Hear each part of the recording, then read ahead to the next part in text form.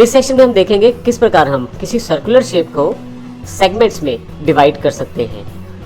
हमने पिछले सेशन में देखा था सिंपल लाइन को किस प्रकार से हमने 5 भागों में डिवाइड किया था। इस सेक्शन में हम सर्कुलर शेप के साथ ऐसा कर देखते हैं। मेरे पास ये सर्कल पहले से अवेलेबल है।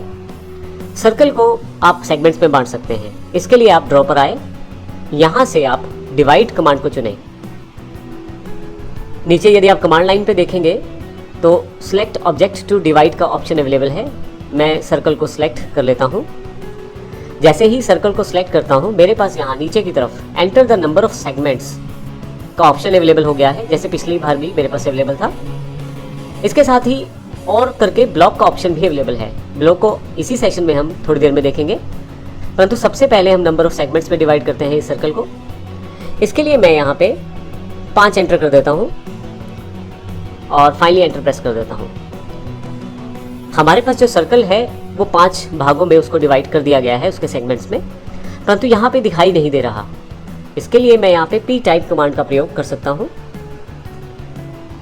इन स्टाइल्स में से मैं किसी भी स्टाइल को चुन सकता हूँ। मैं यहाँ से इस स्टाइल को चुन के ओके कर देता हूँ। आप देखेंगे कि जो सर्कुलर लेंथ है वो 5 भागों में डिवाइड हो चुकी है।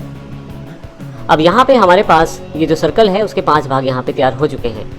फिजिकली किसी भी तरह से सर्कल का जो लेंथ है वो डिवाइड नहीं हुआ है, केवल दिखाने के लिए यहाँ पे 5 रेफरेंस पॉइंट अवेलेबल हो गए हैं।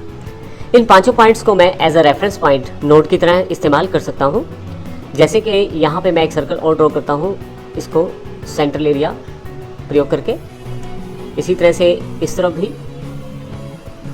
तो इस तरह से मैं आसानी से इन सभी पॉइंट्स को एज अ रेफरेंस प्रयोग कर सकता हूँ और इस प्रकार आसानी से मैं अपनी ड्राइंग में किसी भी ऑब्जेक्ट को आसानी से सेगमेंट्स में बांट सकता हूँ, बिना उस ऑब्जेक्ट को किसी तरह से बांटे हुए या काटे हुए। आइए अब हम यहाँ पे एक एग्जाम्पल और देखते हैं। ये एग्जाम्पल ब्लॉक से जुड़ा हुआ है। ब्लॉक के लिए हम यहाँ पे सबसे पहले एक सिंपल ब्लॉक तैयार करते हैं। मैं यहाँ पे एक छोटा सा सर्कल ड्रॉ कर लेता हूँ। इसके बिल्कुल बीचों बीच में यहाँ पे एक रेक्टेंगुलर ड्रॉ कर लेता हूँ। अब इसको मैं ब्लॉक बनाना चाहता हूँ।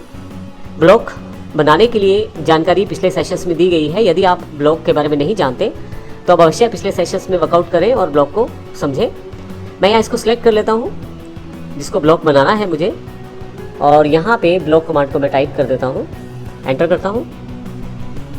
ब्लॉक डेफिनेशन बॉक्स खुल जाएगा। मैं इस ब्लॉक का एक नाम रख देता हूँ, फर्स्ट नाम रख देता हूँ इसका मैं। फाइनली से ओके कर देता हूँ। मेरे पास ये ब्लॉक तैयार हो गया है। आपको यदि ध्यान हो तो हमने देखा था ब्लॉक सेशन में ये पूरा का पूरा कंबाइंड ऑब्जेक्ट बन गया है। अब यदि आप इसको मूव करते हैं तो इकट्ठा मूव होगा। अब सर्कुलर जो ऑब्जेक्ट है और जो रेक्टेंगुलर ऑब्जेक्ट है दोनों को मिलाकर एक कंबाइंड ऑब्जेक्ट यहाँ पे बन गया है। आइए देखते हैं ब्लॉक्स का किस प्रकार से प्रयोग कर सकते हैं सेगमेंट्स में डिवाइड कमांड के साथ। इस ब्लॉक को बनाने के पश्चात मुझे इसको प्रयोग करना है, तो इसके लिए मैं एक सर्कल ड्रॉ कर लेता हूँ। जूम आउट करते हुए एक बड़ा सा सर्कल यहाँ बना लेता हूँ। यहाँ से सर्कल को सिलेक्ट किया मैंने यहाँ से, ये एक सर्कल मैंने यहाँ पे ड्रॉ कर लिया। अब मुझे इस सर्कुलर शेप में इन ब्लॉक्स को प्रयोग करना है जो ब्लॉक मैंने यहाँ पे बनाया है जिसका नाम फर्स्ट है। इसके लिए सबसे पहले मैं यहाँ से ड्रॉ पैनल पे डिवाइड कमांड को सिलेक्ट करूँगा। नीचे आपके पास कमांड लाइन में लिखा आ गया है सिलेक्ट ऑब्जेक्ट टू डिवाइड। मैं सर्कल को सिलेक्ट कर लेता हूँ। अब आपके पास एंटर नंबर ऑफ सेगमेंट्स पूछा जा रहा है। यहाँ नंबर ऑफ सेगमेंट मैं नहीं देता, जबकि साथ में ब्लॉक का ऑप्शन है उसे सिलेक्ट कर लेता हूँ। अभी भी टाइप कर सकते हैं। यहाँ पे आपको उस ब्लॉक का नाम देना है जिस ब्लॉक का आप प्रयोग करना चाहते हैं। मैं फर्स्ट ब्लॉक टाइप कर देता हूँ क्योंकि फर्स्ट ही मेरे ब्लॉक का नाम है, इसलिए मैं यहाँ पे फर्स्ट टाइप कर देता हूँ, एंटर प्रेस कर देता हूँ। फाइनली आपसे जानकारी मांगी जा रही है कि क्या आप इस ब्लॉक को अलाइन करना चाहते हैं इस पर्टिकुलर सर्कल के साथ। यस। कितने नंबर ऑफ सेगमेंट आप चाहते हैं? 10। एंटर करते ही आप देखेंगे सर्कल में इन सभी ब्लॉक्स को 10 बार प्रयोग किया गया है। आप जरा अगर जूम करके देखें तो आपके पास यहाँ अंदर की तरफ पहला, दूसरा, तीसरा और इस तरह से 10 बार इन ब्लॉक्स का प्रयोग किया गया है।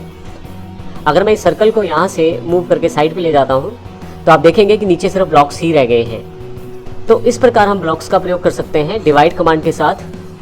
ये हमने सर्कुलर शेप में किया है, हम इसको लेंथ में भी प्रयोग कर सकते हैं। सिंपल लाइन ले लेता हूँ और यहाँ से मैं हॉरिजॉन्टल एक लाइन ड्रॉ कर लेता हूँ, एंटर कर देता हूँ। इस लाइन पे यदि मुझे ब्लॉक्स का प्रयोग करना है तो फिर से मैं ड्रॉ पैनल पे डिवाइड को सिलेक्ट करूँगा ऑब्जेक्ट जो लाइन है इसको सेलेक्ट करूंगा। कितने नंबर ऑफ सेगमेंट चाहिए, मैं 6 सेगमेंट चाहता हूं, परंतु यहाँ पे अभी नहीं दूंगा, मुझे यहाँ पे ब्लॉक को साथ में लगाना है सेगमेंट्स के साथ, तो इसलिए मैं यहाँ से B टाइप कर दूंगा ताकि ब्लॉक सेलेक्ट हो जाए। नंबर ऑफ ब्लॉक मुझे बताना है, नाम मुझे यहाँ पे ब्लॉक का नाम बताना है, तो फर्स्ट है, मैं टाइप कर देता हूँ। फाइनली अलाइनमेंट होना चाहिए, यस, एंटर कर देता हूँ। कितने नंबर ऑफ सेगमेंट, 6 सेगमेंट में चाहता हूँ। लीजिए 6 सेगमेंट्स में आपके पास यहाँ पे ये ब्लॉक्स आपके पास आ गए हैं इस लाइन के साथ। ये तो इस तरह से आसानी से मैं किसी भी शेप में ब्लॉक्स को डिवाइड के साथ प्रयोग कर सकता हूँ। तो इस सेशन में हमने सीखा किस प्रकार हम ब्लॉक्स को प्रयोग कर सकते हैं डिवाइड कमांड के साथ। धन्यवाद।